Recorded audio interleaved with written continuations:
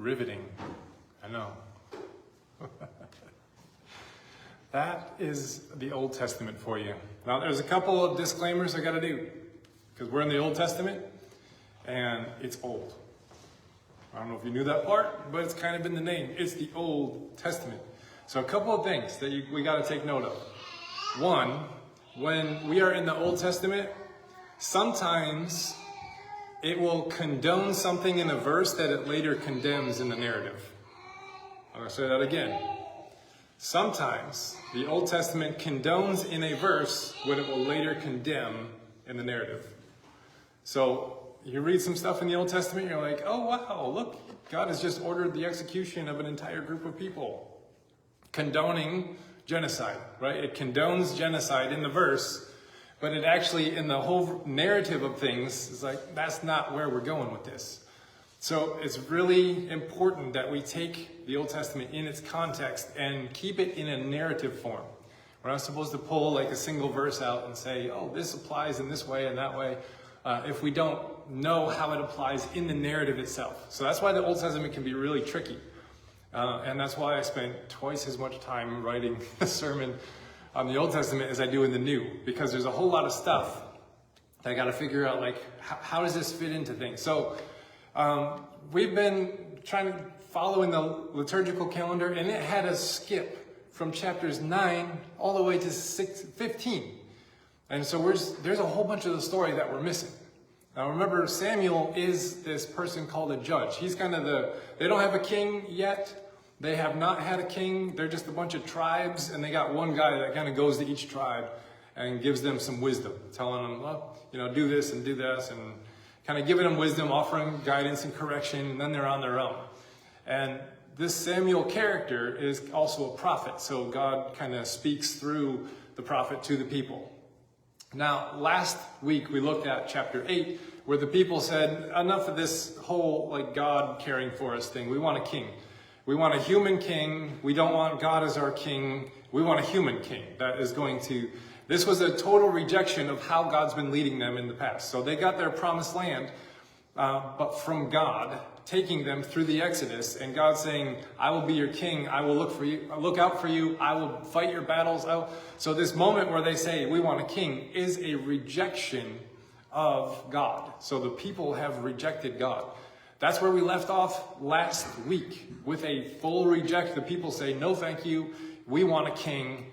And so the chapter 9 picks up with this search for a king. Who's going to be the king? So God says, okay, fine. You guys want a king? I'll give you a king. But just a reminder, he's going to make you slaves. He's going to take all your cattle and your livestock and your... he's just really it won't be good for you guys. Just so you know, when you get a king, here's all the stuff that's going to happen. Now the narrative goes from there it introduces us to some lost donkeys. Have you ever seen donkeys? I love donkeys. They are so cool. They're like the kindest, and you don't mess with a donkey. Like, they will protect a whole herd of whatever you put them in. That's why you get a donkey. They're pretty awesome. And I like this picture of lots of donkeys. Now, the story starts off with some donkeys that are lost, and this guy named Saul is introduced. Now, we're in chapter 9. We're not in chapter 16, what we read yet. This guy named Saul, he's sent out to go search for the lost donkeys. That's how it starts off. Now, when I was a teenager, I worked in a restaurant, and I was a cook. And I learned how to cook and use a knife, and it was like a 4.5-star restaurant. We made everything from scratch in-house, including the salad dressings, like everything. It was a really nice restaurant. And I worked as a cook and a prep cook, line cook and prep cook. So I learned how to cook there. And when you're a teenager, you got to chase the money. So after 2 years of working in this restaurant, the bartender, who I had like a good relationship with, she quit, and she went to a different restaurant. And she says, I'm going to get you a job there, making way more money than you're making here. And I thought, okay. So she calls me up one day, and she says, I got you a position. And it was $3 an hour more than I was making. Now, this is back in 1996, and I am only like 17 years old.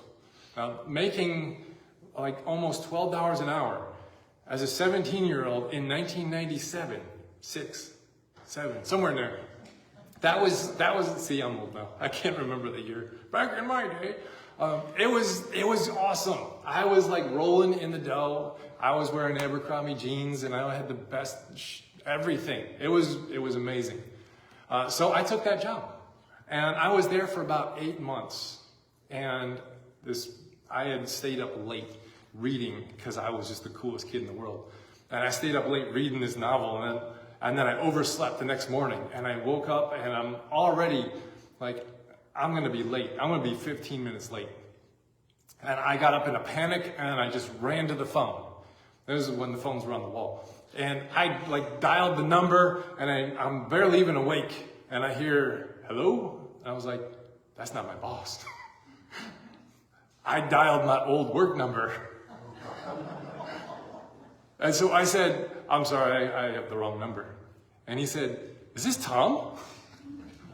And I thought to myself, I haven't seen this guy in 9 months. And all I said were the words, I dialed the wrong number. And he's like, is this Tom? I was like, yeah. Is this Ken? He's like, yeah. You want your job back? I said, depends. How much does it pay?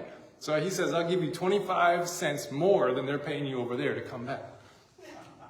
I was like, all right. So I went in and I put in my 2 weeks. And I started working again at my old place. I woke up that day a cook at Steak and Ale, and then I ended up back at Mountain Jack Steakhouse. I did not intend to do that, folks.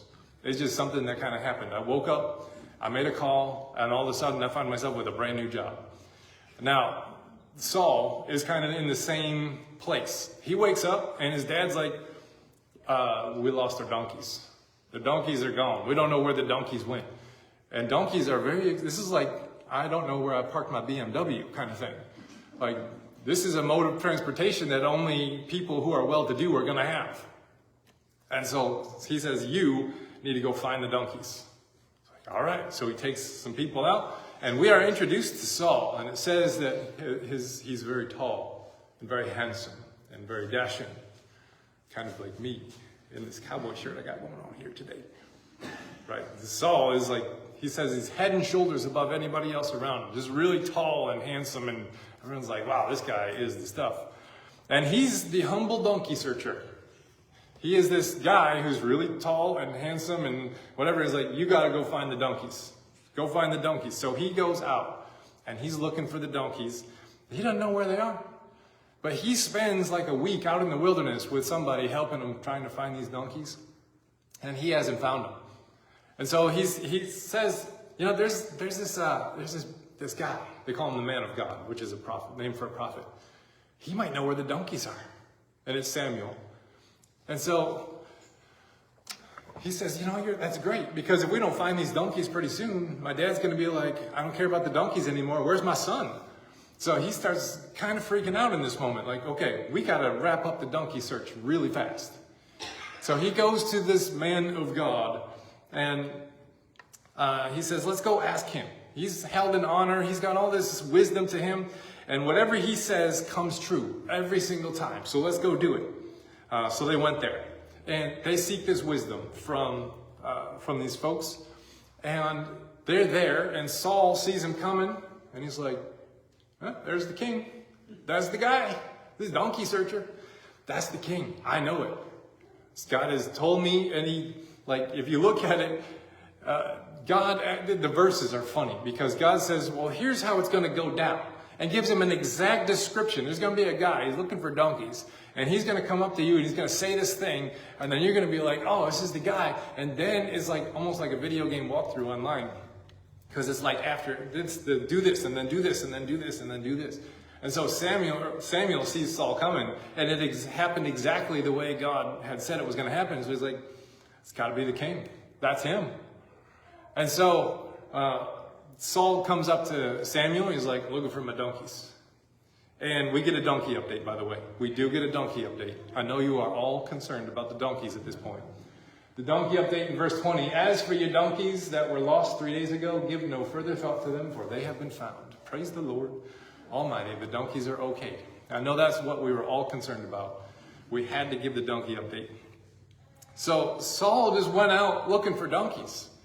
And then he's like, you want to be king?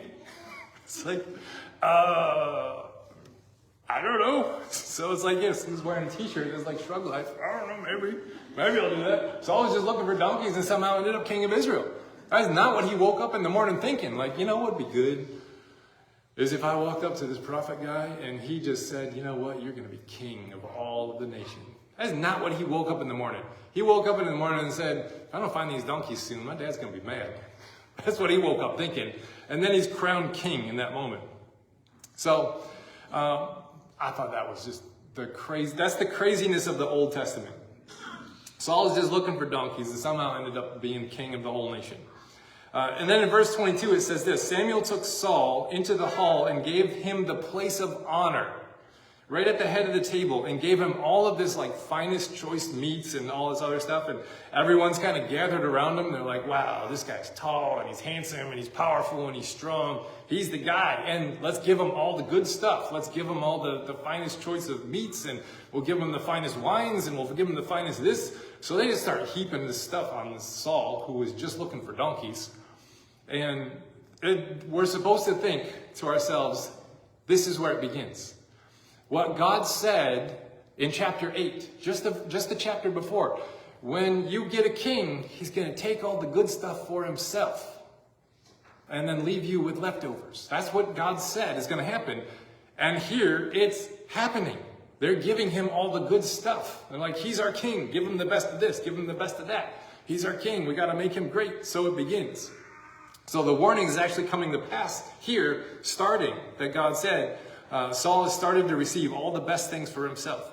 These are not blessings from God in this moment. If we stay in the narrative, we don't see these as blessings from God, but fulfillments of God's warnings in chapter 8. That's very important that we stay in the story, stay in the narrative. Because it sounds like, oh wow, all this blessing is flowing to him. And so this is what happens. Like Samuel takes this vial of oil, dumps it on his head, which is how they make their king, which I would hate that, by the way. I don't know if you have had oil put on you, but it never comes off. But they dump olive oil on his head, and then he's like oily the rest of the day.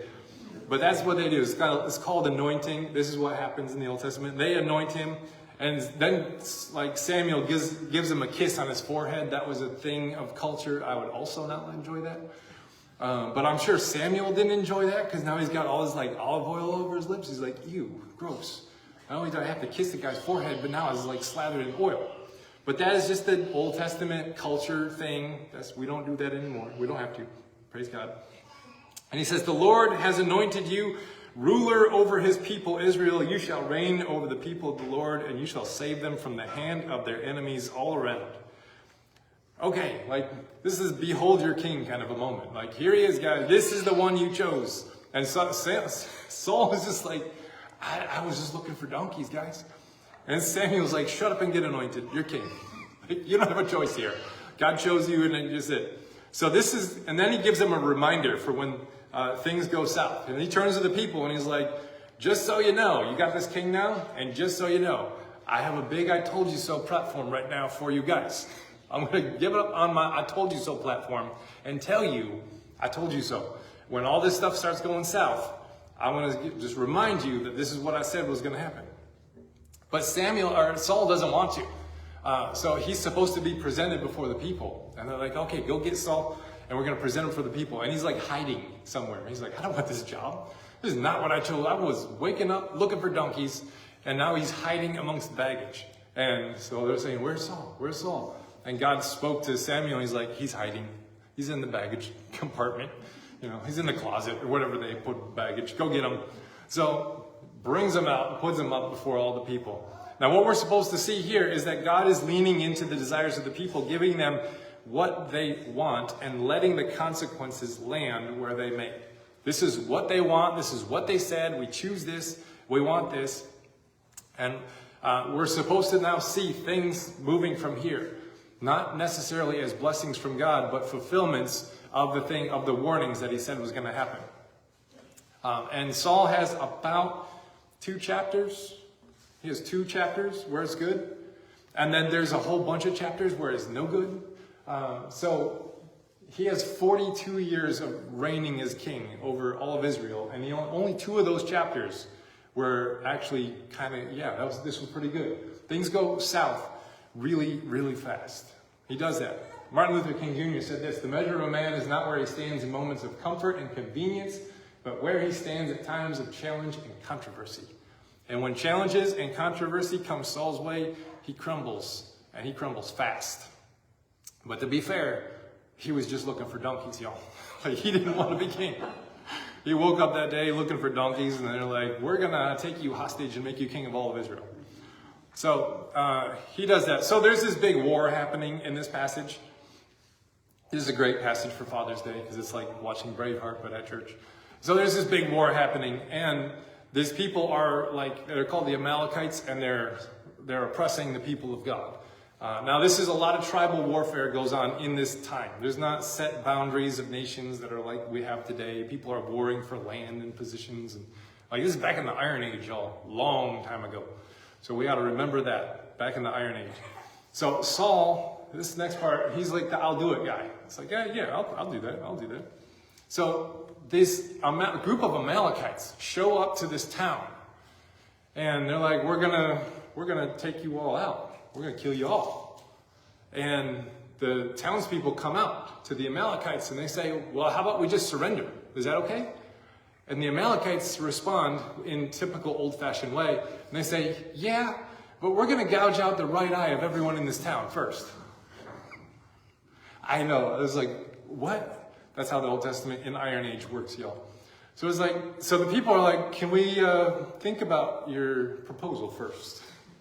He's like, yeah, we'll give you a week. So they go and they're like, okay, send out all of the messengers over everybody because we don't want to lose our right eye. Which is gross if you think about it. This is, ooh. So they send all these messages out. One of them reaches Saul. And Saul is like, you tell those people that their redemption is coming before the sun gets hot. Like, I am going to be there and I will come and protect you.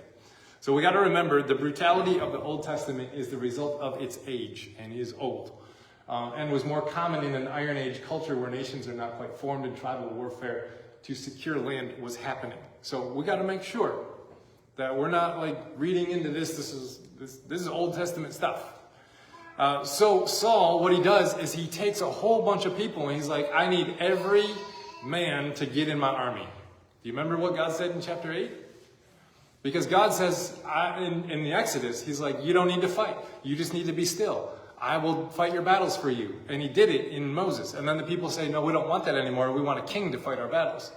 And Samuel says, well, he's going to conscript all your young men into his armies. That's going to happen, y'all.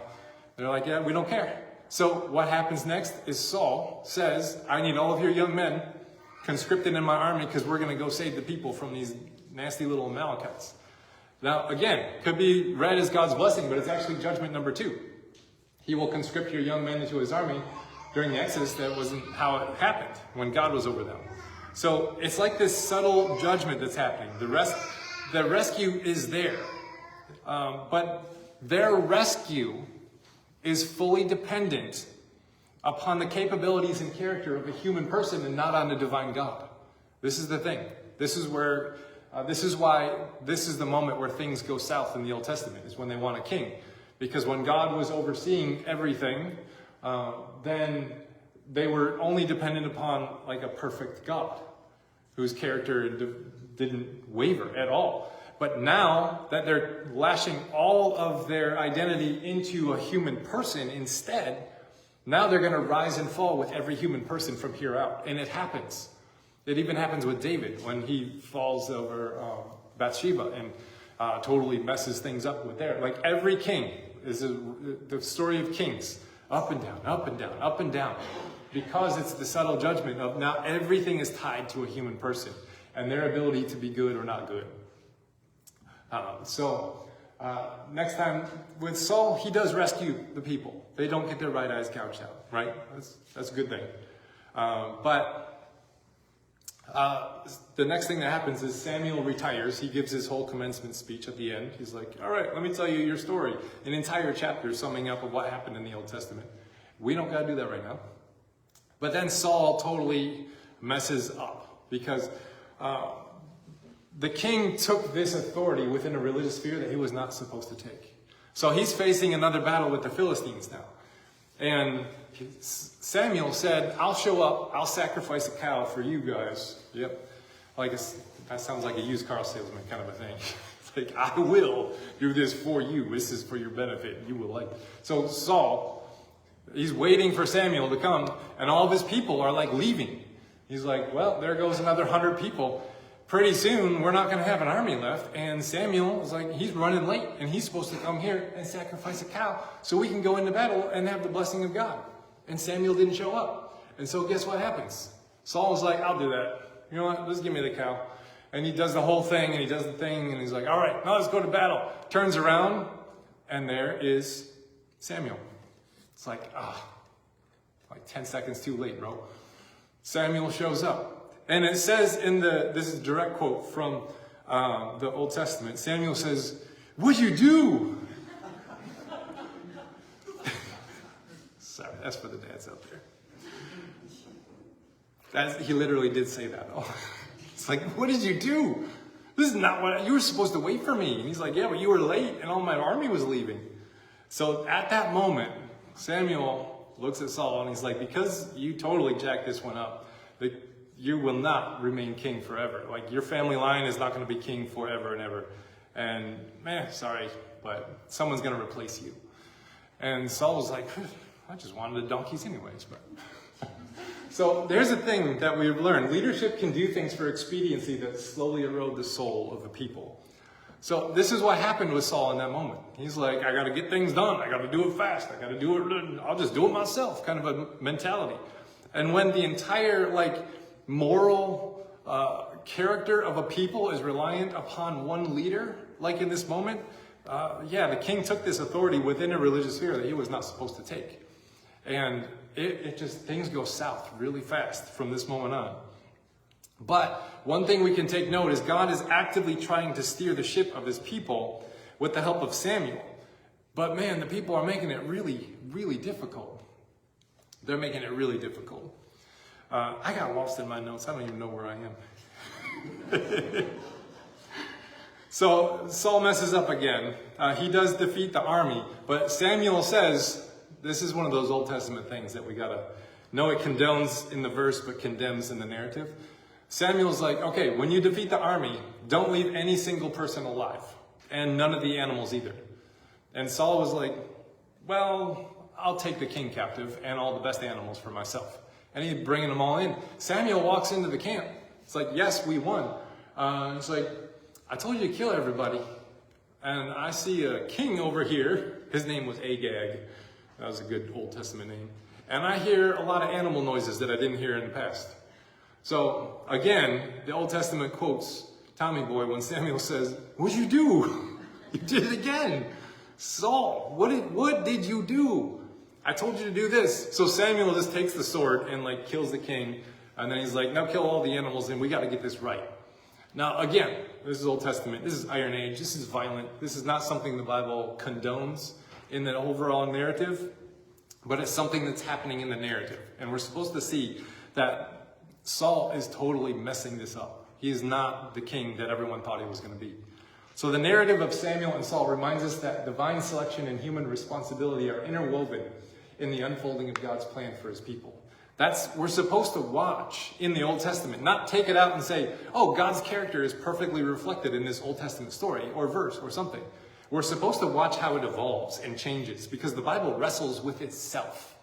And if you don't watch the wrestling, you can get on the wrong side of where it eventually wins and say, oh, the Bible must condone this and this and this and this and says this is okay.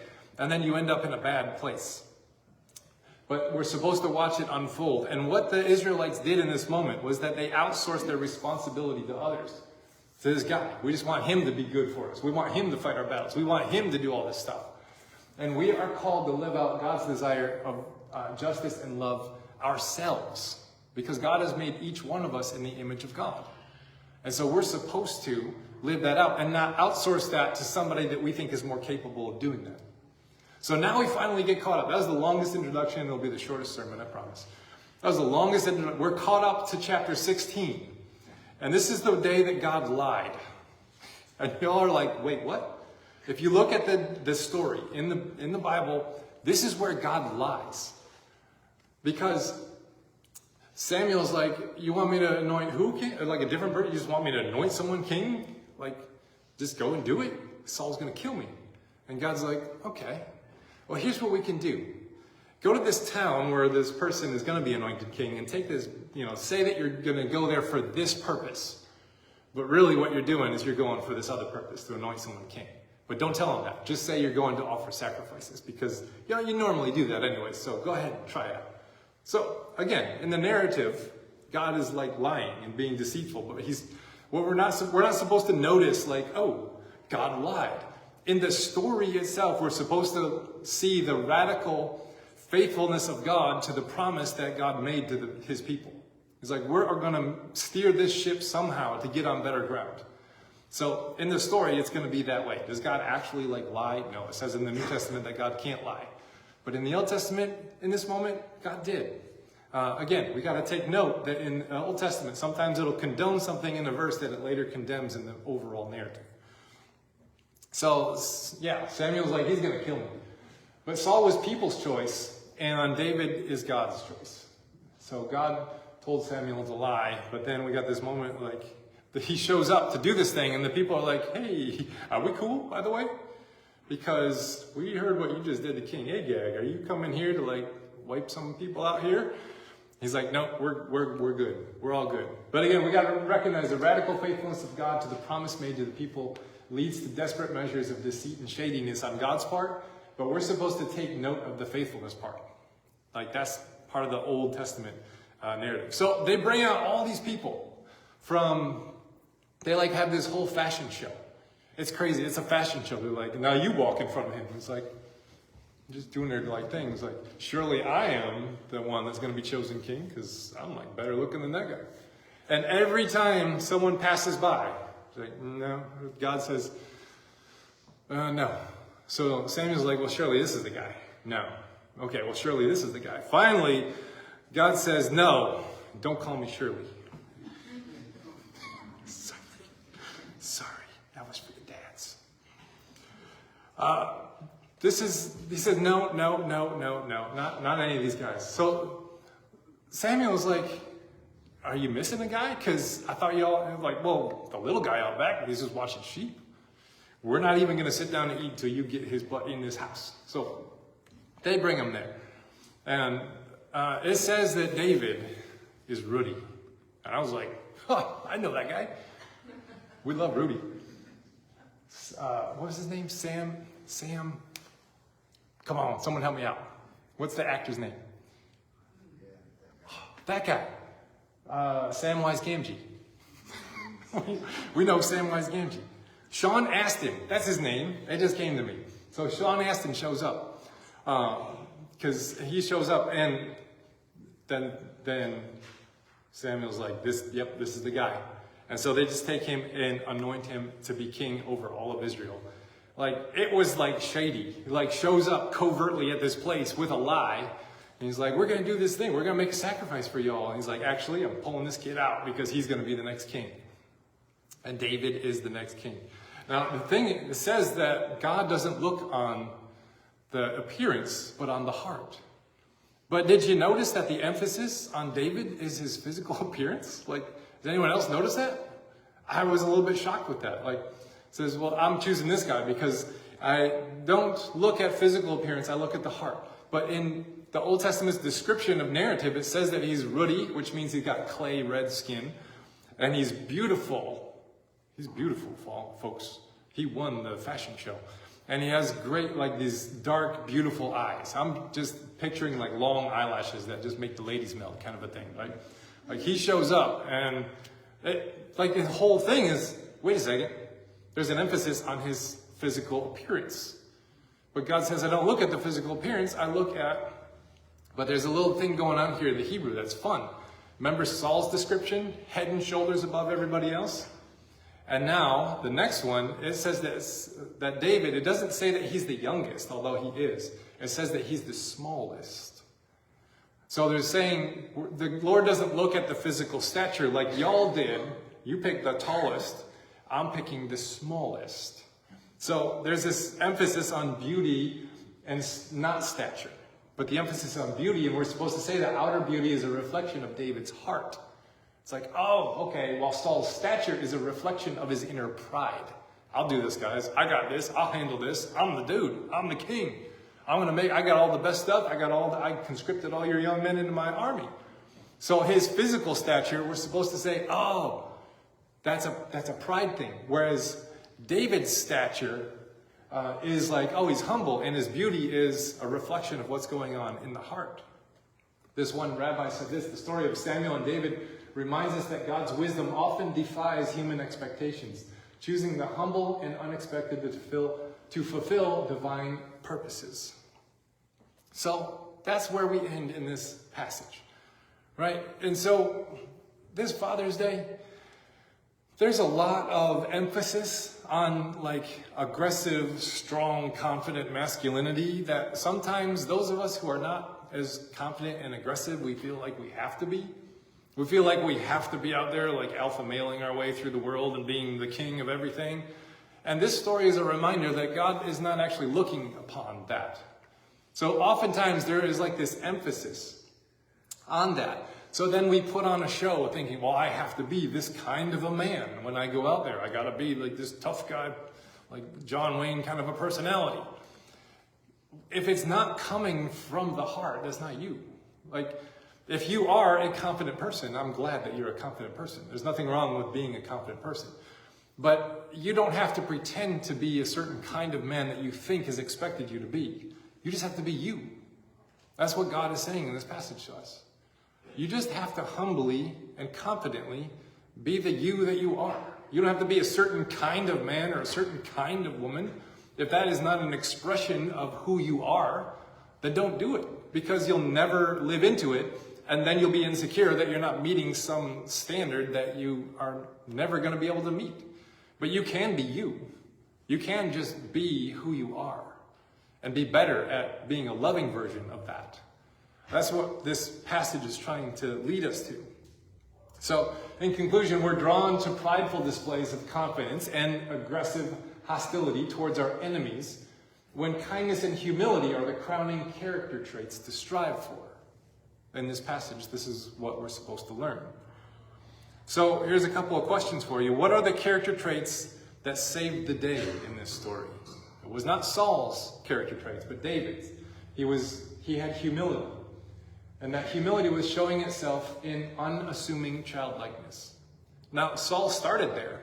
I was just a donkey looker for, donkey hunter, and then I ended up king. And then he let it get to his head. But David is starting off the way Saul did, but he's going to last a little bit longer in that humility sphere. So here's another question. What are the character traits that messed up God's desire for his people in this story? Pride, showing itself in assumption and expediency. That there will knock down the people. So if you can humbly be who you are with a little bit of confidence mixed into that mix, that's what God is asking of us. And so our benediction today for fathers is a Father's Day blessing. And as I said earlier, it is a blessing that encompasses all kinds of fathers. So I'll invite our musicians back up, whoever's going to sing our last hymn. You can get ready. But we give thanks for the men who practice the art of fathering. For the fathers who have to balance the demands of work, marriage, and children with an honest awareness of both joy and sacrifice. Happy Father's Day. For the fathers who, lacking a good model for a father, have worked to become a good father. Happy Father's Day. For the fathers who, by their own account, were not always there for their children, but who continue to offer those children, now grown, their love and support. Happy Father's Day.